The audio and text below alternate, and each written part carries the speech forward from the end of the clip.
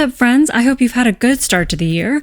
I've had nothing but major life changes, so you extrapolate from there how I'm doing. What's not a major life change is the constantly growing, longer than life list of books that I want to read. Indeed, my desire to read literally everything before I die is like the only constant I've had in my life since I learned how to read. And today we're going to go through the top 12 books that I want to read in 2026. It was a difficult task narrowing this down, and I was changing that list down to the last second. I think I would still be changing the list right now if it weren't for the fact that I need to get this video filmed already. So we're going to start with two books that I own physically that I want to prioritize this year, starting with Parable of the Sower by Octavia E. Butler. I've been aware of this book for a very long time. Everybody's always been talking about it because it's considered such a classic, but I feel like there's been an extra resurgence of people talking about it in the last couple of years because recent events, especially in the US, have made this book apparently feel prescient, let's say. When global climate change and economic crises lead to social chaos in the early 2020s, California becomes full of dangers, from pervasive water shortage to masses of vagabonds who will do anything to live to see another day. 15-year-old Lauren Olamina lives inside a gated community with her preacher father, family, and neighbors, sheltered from the surrounding anarchy. In a society where any vulnerability is a risk, she suffers from hyperempathy, a debilitating sensitivity to others' emotions. Precocious and clear-eyed, Lauren must make her voice heard in order to protect her loved ones from the imminent disasters her small community stubbornly ignores. But what begins as a fight for survival soon leads to something much more, the birth of a new faith and a startling vision of human destiny. I actually started reading this last year. I think I got about 30 to 50 pages in. You can see where my bookmark is there right now. And I put it down at that point because I just wasn't in the mood for the writing style of it. But I've never heard anything but rave reviews about Octavia E. Butler, so I just feel like I really need to push through next time and give it a real shot. Even if it turns out that the writing style at the end still just isn't for me, I think I'm gonna appreciate having read this and having the context of this book. And the second physical book that I want to prioritize is Assassin's Apprentice by Robin Hobb, another classic. Is this considered a classic? I think it's considered like a modern classic in the fantasy genre. I've heard it referenced enough, especially by Peruse Project, that I just have to see what everyone's talking about. Everyone mentions that this is a really good fantasy series, and I just like having context for like the pillars of each genre. So this is the first book in the Farseer trilogy. Young Fitz is the bastard son of the noble Prince Chivalry, raised in the shadow of the royal court by his father's gruff stableman. Fitz is treated as an outcast by all the royalty except the devious King Shrewd, who has him secretly tutored in the arts of the assassin. For in Fitz's blood runs the magic skill, and the darker knowledge of a child raised with the stable hounds and rejected by his family. As barbarous raiders ravage the coast, Fitz is growing to manhood. Soon he will face his first dangerous, soul-shattering mission. And though some regard him as a threat to the throne, he may just be the key to the survival of the kingdom. Now, this next pretty large section are books from authors I have already read from and loved, starting with Catabasis by R.F. Kuang. I haven't met an R.F. Kuang book that I didn't enjoy. I put Babel on my list of top books that I read in 2025. I'll read anything she puts out. Alice Law has only ever had one goal: to become one of the brightest minds in the field of magic. She has sacrificed everything to make that a reality: her pride, her health, her love life, and most definitely, her sanity. All to work with Professor Jacob Grimes at Cambridge, the greatest magician in the world. That is, until he dies in a magical accident that could possibly be her fault. Grimes is now in hell, and she's going in after him, because his recommendation could hold her very future in his now incorporeal hands, and even death is not going to stop the pursuit of her dreams. Nor will the fact that her rival, Peter Murdoch, has come to the very same conclusion. With nothing but the tales of Orpheus and Dante to guide them, enough chalk to draw the pentagrams necessary for their spells, and the burning desire to make all the academic trauma mean anything, they set off across hell to save a man they don't even like. But hell is not like the storybooks say, magic isn't always the answer, and there's something in Alice and Peter's past that could forge them into the perfect allies or lead to their doom. I truly love reading books from people who have nothing but traumatic things to say about their grad school experience. I know people have criticized Catabasis for being too academic, too heavy on the references and explanations for its inspirations, which I will admit is a little bit of a concern for me because I've tried reading the Divine Comedy before and I have never been able to get through it. Maybe it's just because I don't have the best translation in the world, but I'm hoping that's not any kind of indicator for how I'll feel about Catabasis. I think people had similar critiques for Babel, and I really didn't mind that. I ended up loving that book so much. I just love the concept of academia being such a hellhole that you're willing to go to literal hell because it's hard enough to get rec letters as is. The next book is The River Has Roots by Amal El-Mohtar. This is one of the authors for This Is How You Lose the Time War, one of my all-time favorite books. I am reading anything that either of the authors of that book writes, no questions asked. In the small town of Thistleford on the edge of Fairy dwells the mysterious Hawthorne family. There they tend and harvest the enchanted willows and honor an ancient compact to sing to them in thanks for their magic. None more devotedly than the family's latest daughters, Esther and Isabel, who cherish each other as much as they cherish the ancient trees. But when Esther rejects a forceful suitor in favor of a lover from the land of Fairy, not only the sisters' bonds, but also their lives will be at risk. My only hang-up about this book is that apparently it's like 100-something pages, and I don't love short books. I don't really love novellas or short stories. They tend to just leave me wanting more. So that's my only hesitation. But I don't care. I'm gonna give it a try anyway. I don't know what any of the reviews are saying about this book. I don't care about that either. And maybe I'm going to regret giving myself such high expectations for this book, but I just can't help it. I'll deal with the consequences later if I end up not liking it. Next we have Heap Earth Upon It by Chloe Michelle Howarth. This is the same author who wrote Sunburn, which I named as my #1 absolute favorite book of the year in 2025. Sunburn was a stunning lesbian coming-of-age story with so much yearning, and I think that was Howarth's debut book. That's a little unbelievable. I can't wait to see where she goes from there. I think Heap Earth Upon It might be the most recently published book on this list. It was published in October 2025. A creeping story of sapphic obsession with gothic undertones and a delicious mid-century feel from the author of the Polaris Prize shortlisted Sunburn. January 1965. The orphaned O'Leary siblings, Tom, Jack, Anna, and Peggy, arrive in the village of Ballycray. Oh, I just know that that's a real place and that I really mispronounced that. I'm so sorry. They arrived in the village, tight-lipped about their troubled past and desperate for a fresh start. After being met with suspicion from most of the locals, the family are thrilled when they're taken under the wing of their well-respected neighbors, Bill and Betty Neven, who offer them work, companionship, and an opportunity to fit in. But for one of the O'Learys, this new friendship sparks an intense attachment that makes the dynamic dangerous for all. It's difficult to bury secrets, but almost impossible to bury feelings. Crackling with suspense, Heap Earth Upon It revisits the rural Ireland of Howarth's critically acclaimed debut and delves into claustrophobic relationships and tangled identities, leaving you wondering who to trust until the very last page.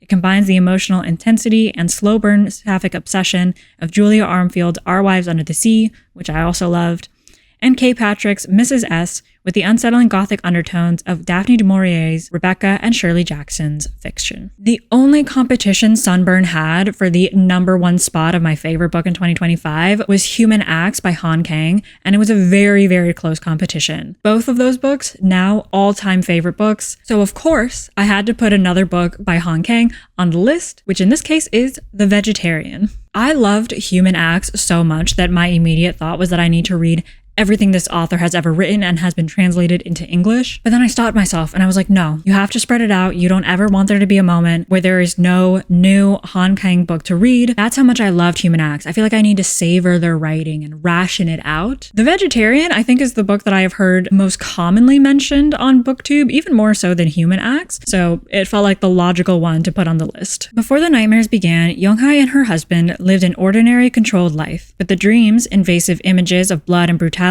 torture her, driving Young-hae to purge her mind and renounce eating meat altogether. It's a small act of independence, but it interrupts her marriage and sets into motion an increasingly grotesque chain of events at home. As her husband, her brother-in-law, and sister each fight to reassert their control, Young-hae obsessively defends the choice that's become sacred to her. Soon their attempts turn desperate, subjecting first her mind and then her body to ever more intrusive and perverse violations, sending Young-hae spiraling into a dangerous, bizarre estrangement, not only from those closest to her, but also from herself. Celebrated by critics around the world, The Vegetarian is a darkly allegorical, Kafkaesque tale of power obsession and one woman's struggle to break free from the violence both without and within her. And the next book on the list is The Buffalo Hunter Hunter by Stephen Graham Jones. This chilling historical novel is set in the nascent days of the state of Montana, following a Blackfeet Indian named Goodstab as he haunts the fields of the Blackfeet Nation looking for justice. It begins when a diary written in 1912 by a Lutheran pastor is discovered within a wall in 2012. What is unveiled is a slow massacre, a nearly forgotten chain of events that goes back to 217 Blackfeet dead in the snow, told in the transcribed interviews with Goodstab, who shares the narrative of his peculiar and unnaturally long life over a series of confessional visits. This is an American Indian revenge story captured in the vivid voices of the time by one of the new masters of literary horror, Stephen Graham Jones. I've read 3 of Stephen Graham Jones's books so far, and I haven't consistently rated a single one of them. There was a 3-star, a 4-star, and a 5-star. If you're curious, Mongrels was my 5-star read from Stephen Graham Jones. So I have no idea how this book is going to go, but I keep seeing people mention that The Buffalo Hunter Hunter is either his best book so far, or at least his most widely appealing book so far. I heard someone say that if you've never read from Stephen Graham Jones before, this is the book you should start with. Also, based on that summary, it sounds like this is kind of a mixed media story with, a diary, interview excerpts, that kind of thing. And I love mixed media, first of all. Whenever I haven't highly rated a Stephen Graham Jones book, it's been because of the execution. Like, I've always found his concepts really interesting, which is why I keep picking up his books, but I don't always love the execution of them. But I'm hoping the mixed media style means that I will love both concept and execution. Next, we have the only sequel on this list, which is Assassin of Reality by Marina and Sergei Dyachenko. I have the first book, Vita Nostra, right here. I read the first book, Vita Nostra, about 3 years ago, I want to say, and I gave it 3 stars at the time because it's one of those books that is so odd. It's genuinely hard and confusing to read, but years later, and I still think about that reading experience regularly. I bought this physical copy like a month ago because I just couldn't stop thinking that I really want to reread it, especially after I found out that the rest of the books in the series have finally been translated into English, which I don't think they were at the time that I had read Vita Nostra. While vacationing at the beach with her mother, Sasha meets the mysterious Ferret Kozenikov under the most peculiar circumstances. The teenage girl is powerless to refuse when this strange and unusual man, with an air of sinister, directs her to perform a task with potentially scandalous consequences. He rewards her effort with a strange golden coin. As the days progress, Sasha carries out other acts, for which she receives more coins. As summer ends, her domineering mentor directs her to move to a remote village and use her gold to enter the Institute of Special Technologies. Though she does not want to go to this unknown town or school, she also feels it's the only place she should be. Against her mother's wishes, Sasha leaves behind all that is familiar and begins her education. As she quickly discovers, the Institute's special technologies are unlike anything she has ever encountered. The books are impossible to read, the lessons obscure to the point of maddening, and the work refuses memorization. Using terror and coercion to keep the students in line, the school does not punish them for their transgressions and failures. Instead, their families pay a terrible price. Yet despite her fear, Sasha undergoes changes that defy the dictates of matter and time, experiences which are nothing she has ever dreamed of, and suddenly all she could ever want. The ending of Vita Nostra blew my mind when everything finally clicked together. Then I just know I need to finish the series, because I was just starting to get it when it ended.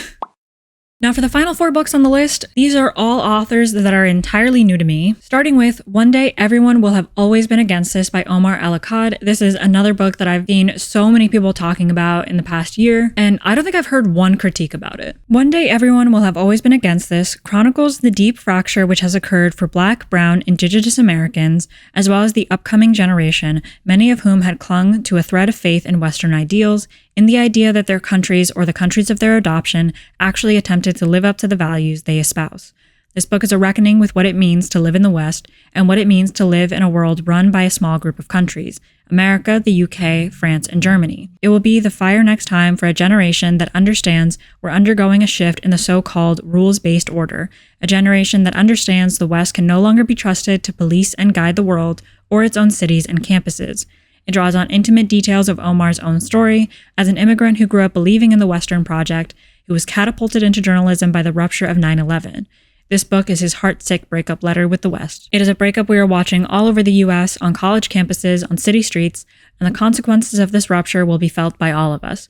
His book is for all the people who want something better than what the West has served up. This is the book for our time. This synopsis really drew me in because I think El-Akkad is going to put into words a lot of the messy, complicated feelings I and a lot of people have been having about the US for ages. That phrasing of a rupture, a heartsick breakup, I think it really rings true. So I think it'll be cathartic to see those emotions written on the page by someone that I'm sure is so much more articulate than I am. But I also think it'll be a book that might call out subconscious behavior and biases that I have and still need to work on. I've also just been slacking on reading nonfiction lately. I think last year I read 2, maybe 3 nonfiction books. All right, a little bit of a a tone shift with this next one, but I have The Foxhole Court by Nora Sakovic. I understand that this probably comes across as a wild card, especially because I think it's either the oldest or the second oldest book on this list. But listen, I have FOMO. I missed out on a lot of the BookTube darlings from the 2010s, which I'm not even sure how, because I started watching BookTube at around this time that I think it started in like 2011, 2012. But I've always been a big backlist reader because I get so many of my books secondhand. So by the time all of these BookTube darlings became really available in the secondhand stores that I could frequent, the time had already passed and there were already other new popular books to be reading, and like there's just so many books, okay? So I haven't read this one, and a lot of people say The Foxhole Court is good and still entertaining to this day. Neil Jostin is the newest addition to the Palmetto State University XC team. He's short, he's fast, he's got a ton of potential, and he's the runaway son of the murderous crime lord known as the Butcher. Signing a contract with the PSU Foxes is the last thing a guy like Neil should do. The team is high profile and he doesn't need sports crews broadcasting pictures of his face around the nation. His lies will hold up only so long under this kind of scrutiny, and the truth will get him killed. But Neil's not the only one with secrets on the team. One of Neil's new teammates is a friend from his old life, and Neil can't walk away from him a second time. Neil has survived the last 8 years by running. Maybe he's finally found someone and something worth fighting for. Is this gay? Oh my god, it's gay. I didn't know that.